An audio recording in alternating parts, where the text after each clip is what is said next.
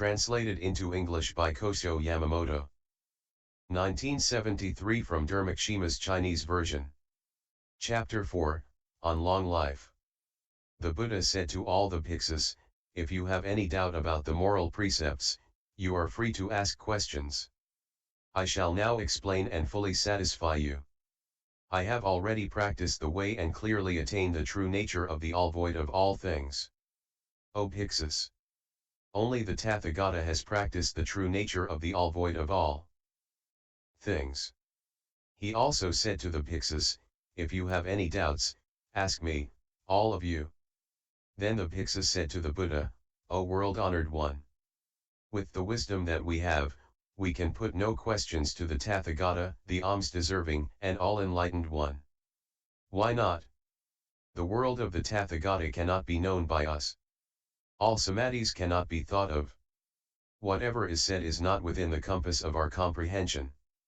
So, with what wisdom we have, there can be no posing of questions to the Tathagata. O world honored one! There is a man, for example, who is years old. Suffering from a long illness, he is in bed and cannot get up. His vitality has gone, so that he cannot live long. There is a rich man there who is on his way to far-off places on business. He gives this man 100 pounds of gold and says, I intend to go on a journey and entrust this treasure to you. After years, I shall come back, when my business is concluded. When I am home again, give this back to me. The sick old man receives it. And he has none to succeed him. After some time, the illness develops and he dies, and what was entrusted to him cannot be found. The person who entrusted the treasure to him comes back from his journey, looks around, but cannot find the man. One like this, being ignorant, cannot think and weigh the good and bad of entrusting a thing to the hands of another person. So, on coming back, he does not know where to look. Thus the treasure gets lost. O world-honored one! It is the same with us. Sravakas. We hear the kind admonition of the Tathagata, but we cannot hold it long. It is as with the old man who is entrusted with treasure. We are ignorant now and do not know what to ask regarding the precepts. The Buddha said to the Bhiksus, if you question me now, it will benefit all beings. That is why I say that you should ask about any doubts you may have. Then, all the Bhiksus said to the Buddha, O world-honored one! Imagine, for example, there is a man here of 25, full of vitality and right and proper. He has many treasures, such as gold, silver, beryl, etc. He has his parents, wife, children, relatives, and all his family. Then a man comes and hands over a treasure to him, saying, I have things to do and am about to go on a long journey. My business concluded, I shall be back. When I am back home, return this to me. After this, the young man guards the treasure well, as though it were his own. The young man falls ill and says, all this gold was entrusted to my care. When the man gets back home, give this to him. One who is wise knows how to act and weigh things. His business concluded, the man returns, and what he had entrusted to the other is all safe, with nothing lost. The same with the world-honored one. If the treasure is entrusted to Ananda and the Bhiksus, it cannot survive long. Why not?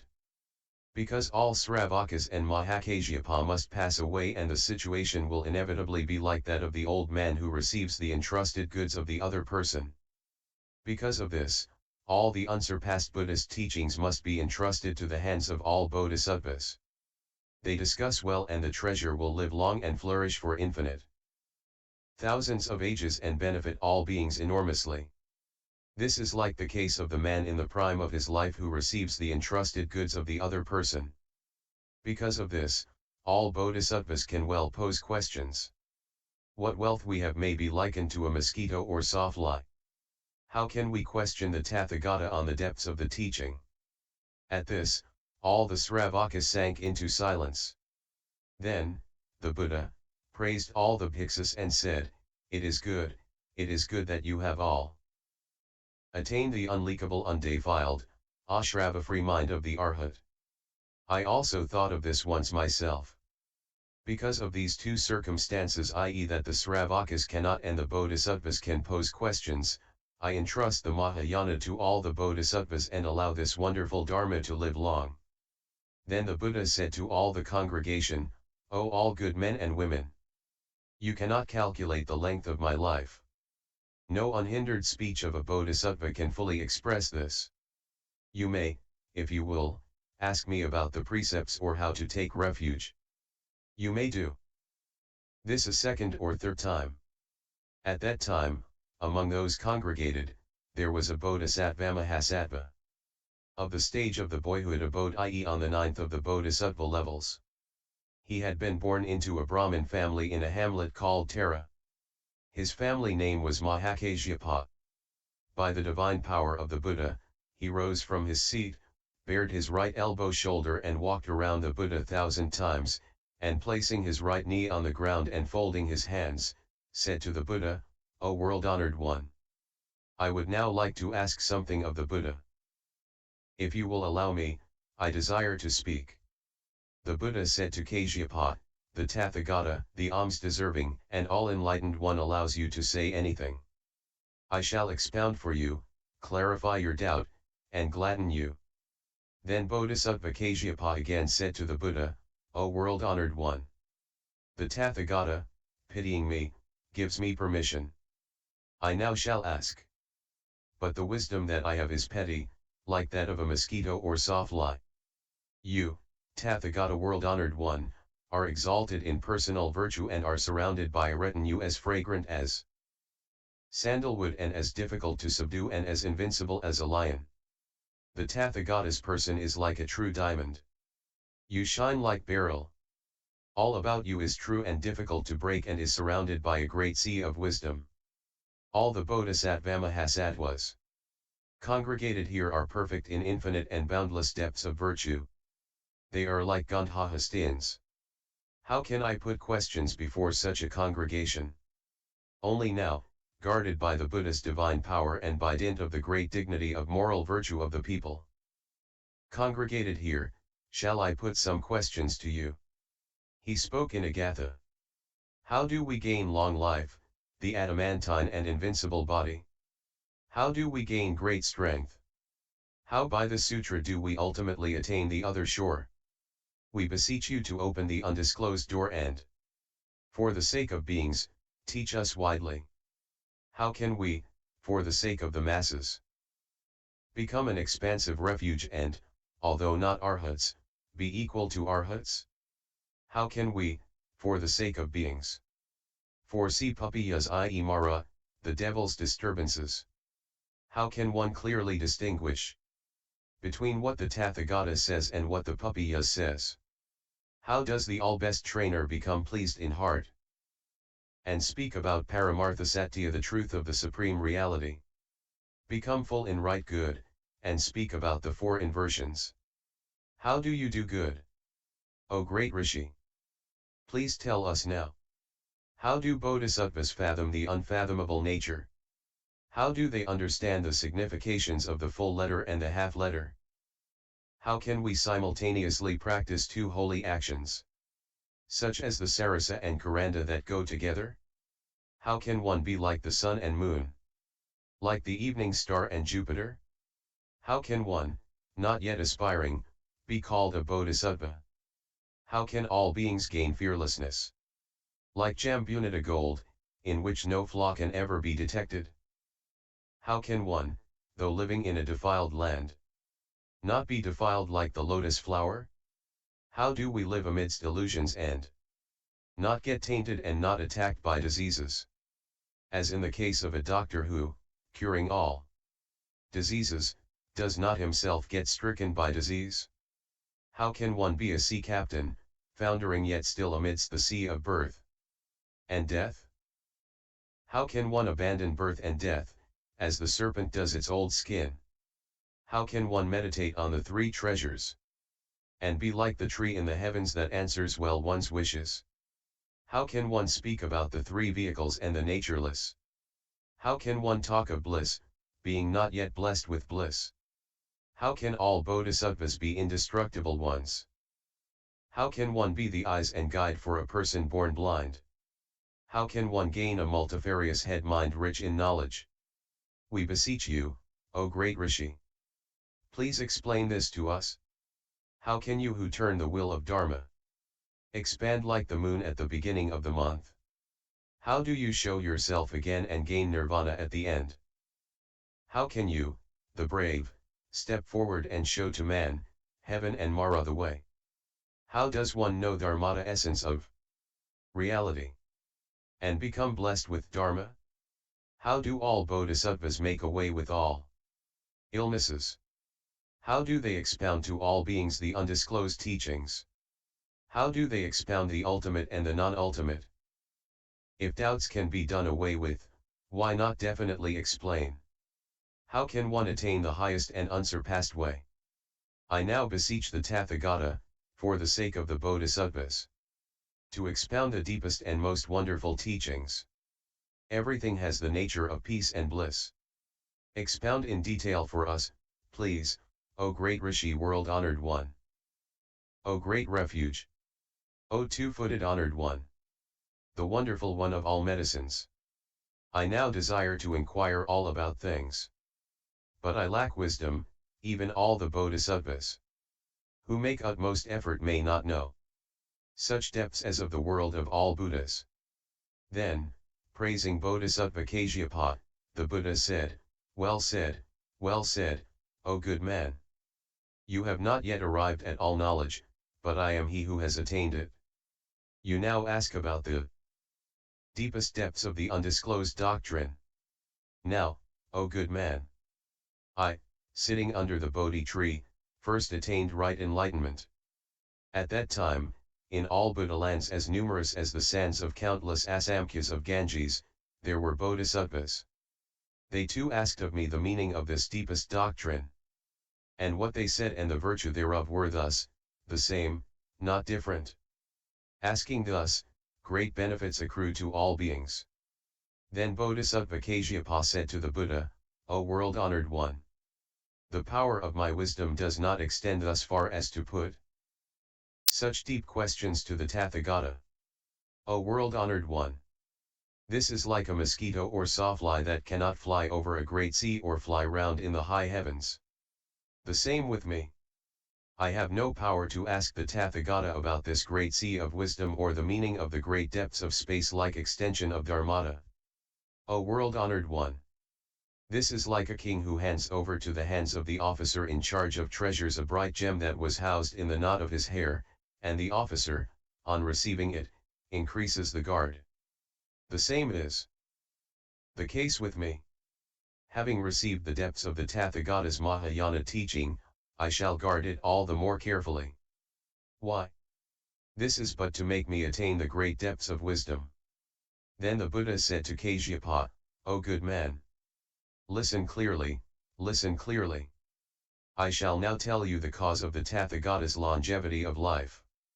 The Bodhisattva, through this action, gains long life. For this reason, listen with your best attention. Having listened, speak of it to others. O good man, having thus practiced, I attained unsurpassed Bodhi. I, for all beings' sake, now speak of this. O good man. As an example, a prince transgresses against state law and is chained up in prison. The king pities him and, riding on a palanquin, goes himself to the prison because he loves the prince. The same with the Bodhisattva. If he desires to have a long life, he should guard and protect beings and view them as one would one's only son, and abide in great loving kindness, great compassion, great joy, and great equanimity. Also, he should impart the precept of non-harming to them and teach them to practice all good things. Also, he must let all beings abide peacefully in the 5 moral precepts and the 10 good deeds. Furthermore, he will get into such realms as hell, hungry preta, animal, and asura, and free all these beings from where they are suffering, emancipate those not yet emancipated, pass over those who have not yet gained the other shore, give nirvana to those who have not yet attained it, and console all who live in fear. Acting thus, the Bodhisattva gains longevity of life and unmolested unlimited freedom in knowing. And when the end comes, he gains life in the high heavens. Then Bodhisattva Kashyapa said to the Buddha, O world-honored one, you say that the Bodhisattva Mahasattva regards all beings just as one views one's only son. The thought is too deep, and I cannot fathom it. O world-honored one, you say that the Bodhisattva views beings with an all-equal mind and views them as he would look upon his only son. But things are not so. Why not? Amongst the Buddhists, there are those who break the moral precepts, those who commit deadly sins, and those who transgress against wonderful Dharma. How can it be that he the Buddha can have the same attitude of mind towards them as towards his only son? The Buddha said to Kashyapa, it is so, it is so. I view all beings as I view my own Rahula. Bodhisattva Kashyapa said to the Buddha, O world-honored one. Once, on the 15th of the month, on the day of Posita, among the congregated who were strict and pure in the moral precepts, there was a boy who did not quite seriously observe the three actions of body, mouth, and mind. He hid himself in a dark place and secretly listened to what was said. Goyapata, receiving the divine power of the Buddha, crushed this boy into dust with a Vajra. O world-honored one. Goyapata acted so badly that the boy's life was taken. How could you look upon all beings as you do your own Rahula? The Buddha said to Kashyapa, do not speak thus. This boy was none but a transformed illusory, projected one, not a true one. Sharpened bar, a double-headed weapon, or a diamond. This was but to repress breaking of the precepts and transgression against Buddha, Dharma, and to rameled beings. Even the Vajra and also Goyapata were transformed existences. O Kashyapa, there are in the world those who slander wonderful Dharma, Ekantikas, those who harm others, those who abide in twisted views, those who purposely act contrary to the moral precepts. I pity all and have loving thought, just as one has towards one's only son, as in the case of Rahula. O good man.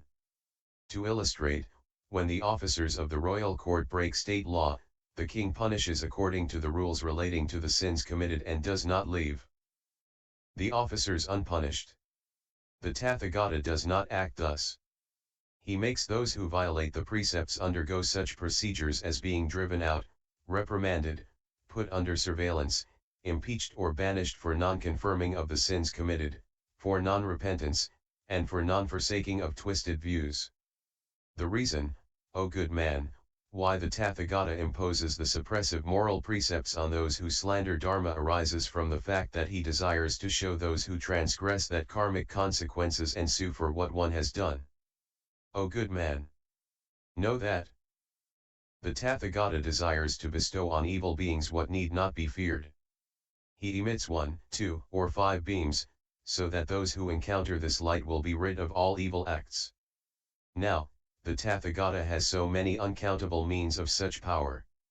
O good man, if you desire to see Dharma which cannot be seen, I will now explain to you all about what you can see. When I have entered Nirvana, a Bhiksu who is perfect in the deportment of a Bhiksu and who observes wonderful Dharma may come across one who transgresses. If this Bhiksu drives away, reproaches, impeaches, or ramelds such an evildoer, he will be blessed with will which one cannot measure or tell of. O good man. To illustrate, there is a tyrant king who does evil things and happens to suffer very seriously from illness. The king of a neighboring state, hearing of this, mobilizes the army to overthrow the state. At this, the king, having no power to resist the attack, repents and tries to do good. And the will of the king of this neighboring state will be uncountable. The same with the precept observing Bhiksu. If he drives away or reproaches those who act against Dharma and makes them do good, an incalculable amount of will be his. O good man. As an illustration, in the fields and around the houses where a rich man dwells grow many poisonous trees. Seeing this, he fells all of them and there is no more of them. Or white hair appears on the head of a young man. He feels ashamed of it, cuts it off and does not allow his hair to grow long. The same is the case with a precept upholding Bhiksu. If he sees any person who breaks the precepts and transgresses against wonderful Dharma, he should drive away, reproach or impeach such a person. If a good Bhiksu, seeing one who transgresses against Dharma, does not drive away, reproach or impeach such a person, know that this Bhiksu is the enemy of the Buddhist teaching. If he drives away, reproaches or impeaches such a one, he is my disciple, a true disciple. Bodhisattva Kasyapa said again to the Buddha, O world-honored one. You may say that you look upon all beings equally and treat them as you would an only son such as Rahula. This is not so. O world-honored one. A person may try to harm you with a sword. Or there may be someone who tries to paint the Buddha's body with sandalwood paste. If it is the case that you view both persons with the same eye, how could you cure moral offenses? If it is the case that this cures moral offenses, this does not make sense. The Buddha said to Kasyapa, an illustration, O good man. The king, minister, and prime minister may desire to bring up their sons who are right set in countenance and sharp in intellect. One of those fathers takes 1, 2, 3, 4 such sons and hands them over to a strict teacher and says to him, Please teach my sons deportment, good behavior, the arts, writing and reckoning. These my 4 sons will study under your guidance. Even if 3 of my sons die of goading, teach the last with whatever means you may think fit. I may lose the 3, but I shall not be vexed. O Kasyapa!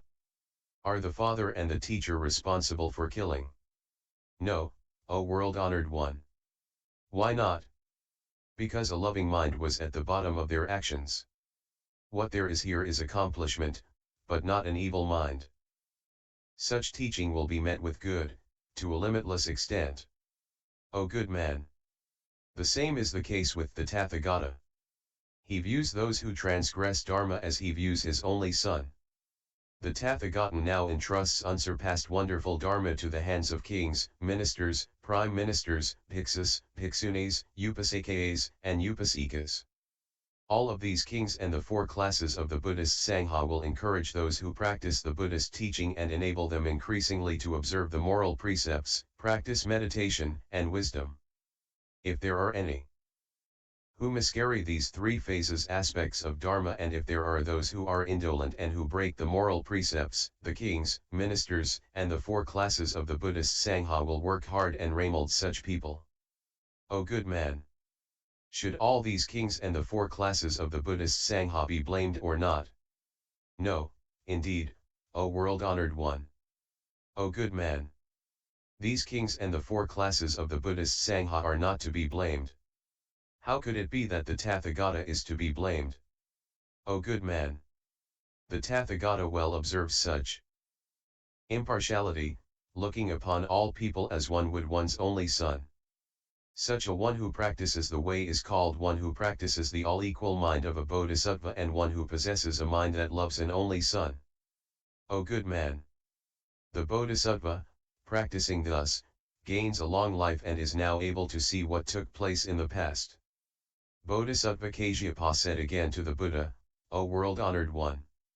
You say that a bodhisattva, practicing impartiality, can well view beings just as one views one's only son and that such a person gains a long life.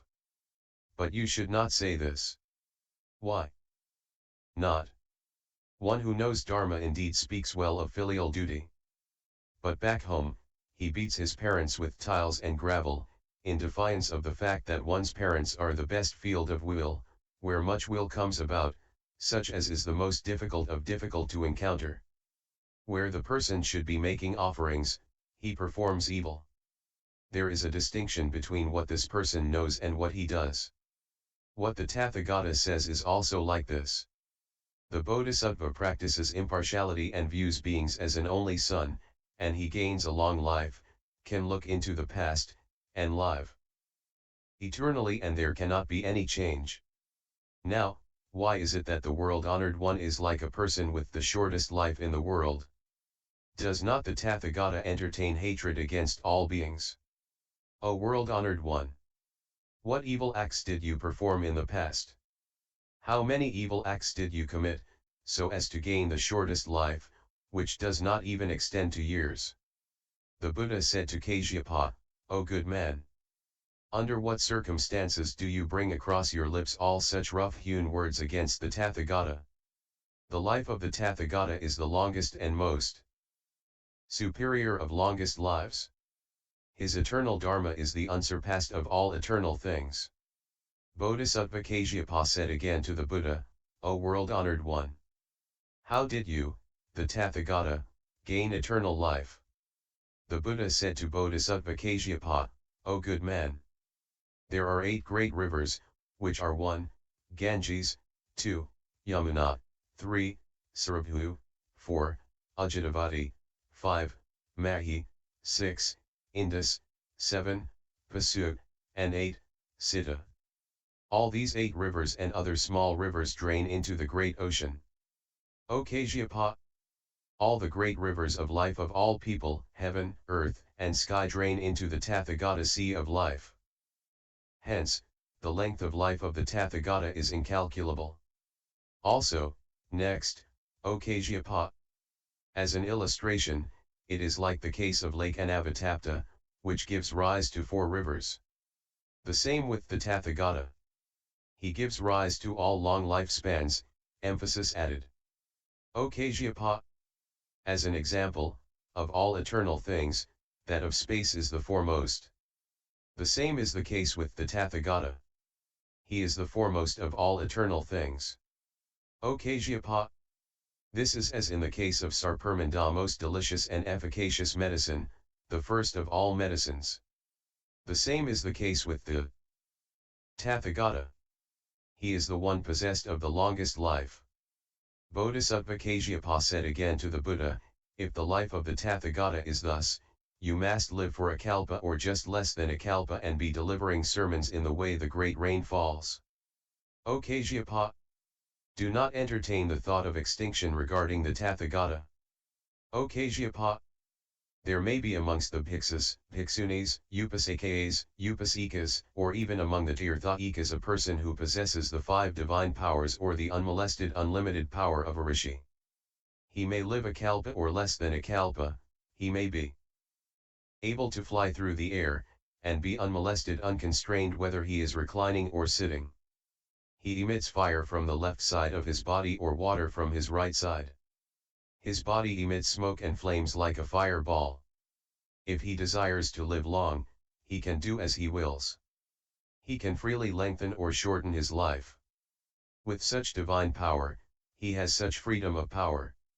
And how could this not be possible with the Tathagata, who possesses unmolested unlimited power in all things? How could it not be that he can live for half a kalpa, kalpas, 1,000 kalpas, or innumerable kalpas? On account of this, know that the Tathagata is an eternal and unchanging existence.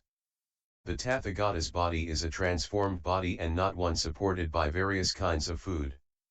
In order to pass beings to the other shore, he manifests himself amidst poisonous trees.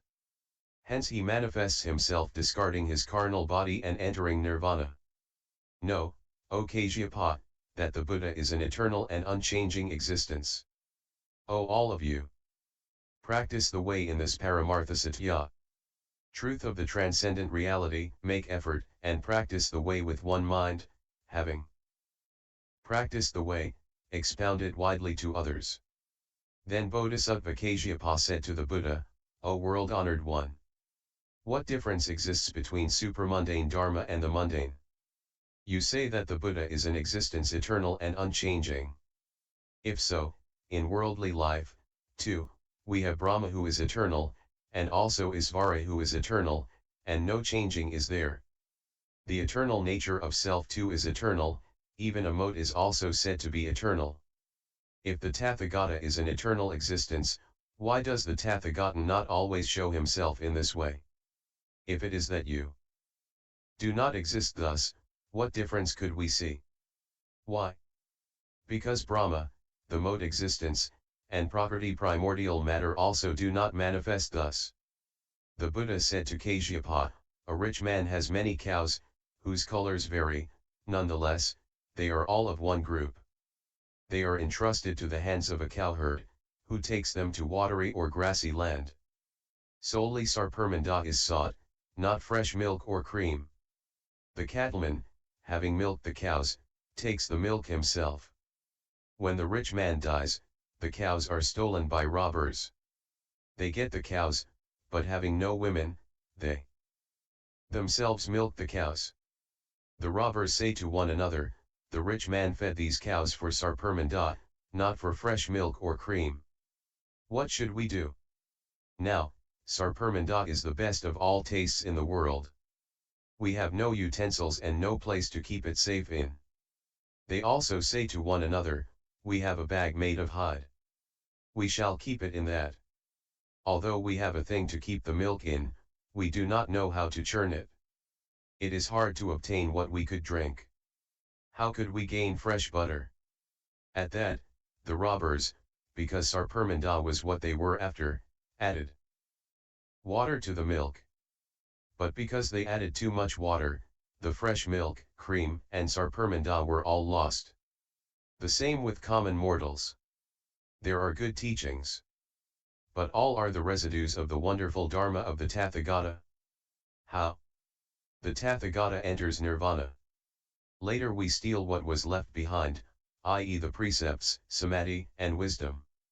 This is like the robbers stealing the cows. All common mortals obtain the precepts, samadhi, and wisdom, but they have no means of working them out, perfecting them, implementing them.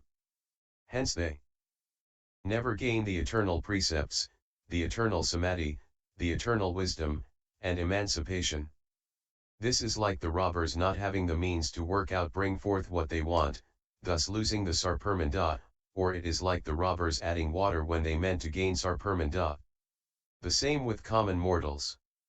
Referring to emancipation, beings say that self, being, life, man, Brahma, Isvara, Prakriti, the precepts, samadhi, wisdom, emancipation, or thoughtlessness. Heaven naive samjnana or nirvana is nirvana. This, however, i.e. just saying this does not give one emancipation or nirvana. This is like the robbers failing to gain sarpermanda. Common mortals do small-scale pure actions and make offerings to their parents. Then they gain rebirth in heaven and attain small-scale bliss. This is like the milk to which the robbers added water. And common mortals do not themselves know the fact that one gets born in heaven by small-scale pure actions and making offerings to one's parents. Also, they do not know the moral precepts, samadhi, wisdom, and taking refuge in the three treasures. Not knowing all this, they talk about eternity, bliss, self, and purity. Though they talk, they do not know what these are.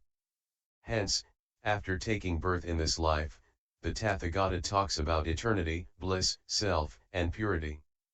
A Chakravartin, world's greatest, just ruler, appears in the world. By the power of virtue, all the robbers pull back, and there is no loss of any cows. Then the Chakravartin entrusts the cows to the hands of a cowherd who knows the way. This person works out the means well and obtains sarpermanda. Due to the sarpermanda, there is no illness or pain for any being. It is like this. When the Chakravartin of the will of Dharma appears in the world, all beings abandon these, because they cannot talk about the precepts, samadhi, and wisdom. This is like the pulling back of the robbers. Then the Tathagata indeed speaks of secular and supramundane things. For the benefit of beings, he lets the Bodhisattva talk as the occasion arises. The Bodhisattva Mahasattva, on gaining sarpermanda, lets all the innumerable beings gain the unsurpassed mana of Dharma. The eternity, bliss, self, and purity of the Tathagata thus come about, appear, are realized. The Tathagata is one who is eternal and unchanging. This is not in the manner in which common mortals and the ignorant of the world say that Brahma is eternal. This eternally is always with the Tathagata and not with whatever else. O Kashyapa! All good men and good women should always carefully practice the way of the two-lettered Buddha, who is eternal for. O Kajyapa! Any good man or good woman who practices the way of the two-lettered, such a one accords with what I do and gets born where I go. If any person practices the two letters and sees it as extinction, know that the Tathagata enters Parinirvana too in the eyes of such a one. O good man! Nirvana is the Dharmata true essence of all Buddhas. Bodhisattva Kajyapa said to the Buddha, what might the Dharmata of the Tathagata mean? O world-honored one! I now desire to know about Dharmata. Have pity and expound this to me extensively. Now, Dharmata means abandoning one's body. To abandon means not to possess. If not possessed, how can the body exist? If the body exists, how can we say that there is Dharmata in the body? If the body possesses Dharmata, how can the body exist? How can I know of this? The Buddha said to Kajyapa, O good man! Do not speak thus that extinction is Dharmata. Now, Dharmata knows no extinction. O good man! This is as with the no-thought heaven, the fourth dhyana heaven of the Rupatatu, realm of form, where there is no thought of matter, though matter is perfectly equipped provided. One might ask, how, then, can devas live there, please and amuse themselves, and have peace, and how do they think, see, and ask? Oh, good man! The world of the Tathagata is not one which Sravakas and Pratyekabuddhas can know. Do not so explicate and say that the body of the Tathagata is extinction. O good man! The Tathagata and extinction are matters for the world of Buddhas. It is not within Sravakas and Pratyekabuddhas' reach of knowing. O good man! Do not entertain such thoughts as where the Tathagata lives, where he works, where he is to be seen, where he enjoys himself. O good man! Such, too, are things which do not come within the compass of your knowing. Everything regarding the Dharma body of all Buddhas and everything regarding the various expedients are beyond the range of worldly knowing. Also, next, O good man! Practice the teaching of the Buddha, Dharma, and the life of the Sangha, and abide in the thought of the Eternal. These three things do not contradict one another. There is no form of the non-eternal there, no change. Any person practicing these three as things which differ fails in the three refuges which are pure. This we should know. This is to say that such a person lacks a place to abide in. No precept is fully learned, no fruit can come about of Sravakas or Pratyekabuddhas. Anyone who abides in the thought of the Eternal in this all-wonderfulness has a place to take refuge in. O good man! It is like the shadow accompanying a tree. The same is the case with the Tathagata. As there is the Eternal, there is a refuge that can be taken. It is not non-eternal. If it is said that the Tathagata is non-eternal, he cannot be a refuge for all the heavens and people of the world. Bodhisattva Kajyapa said to the Buddha, O world-honored one! It is, for example, like the case of a tree in the darkness, where there is no shadow. O Kajyapa! Do not say that there is a tree and that it has no shadow. It is merely that the fleshly eye cannot see it. The same with the Tathagata. His nature is eternal, it does not change. One cannot see it without the eye of wisdom. This is as in the case where no tree shadow appears in the darkness. Common mortals, after the death of the Buddha, may well say, the Tathagata is non-eternal. This is the same. If one says that the Tathagata is other than Dharma and Sangha, there cannot be the three refuges. This is as in the case in which, as your parents are different from each other, there is the non-eternal. Bodhisattva Kajyapa said again to the Buddha, O world-honored one! Henceforth, I, for the first time, shall, with the eternalism of the Buddha, Dharma, and Sangha, enlighten parents for ages, down to 7 generations. It is wonderful indeed. O world-honored one! I shall now learn the all-wonderfulness of the Tathagata, Dharma, and Sangha. Having satisfied myself, I shall expound this widely to all others. If they do not have faith in the teaching, I will know that they have long practiced the non-eternal. To such as these I shall be like frost and hail. Then the Buddha praised Bodhisattva Kashyapa and said, "Well said, well said. You now indeed protect and uphold wonderful Dharma. Such protection of Dharma is no cheating of people. By the good act of not cheating deceiving others, one obtains a long life and becomes well able to read one's past lives." YouTube video Buddhist Sutras https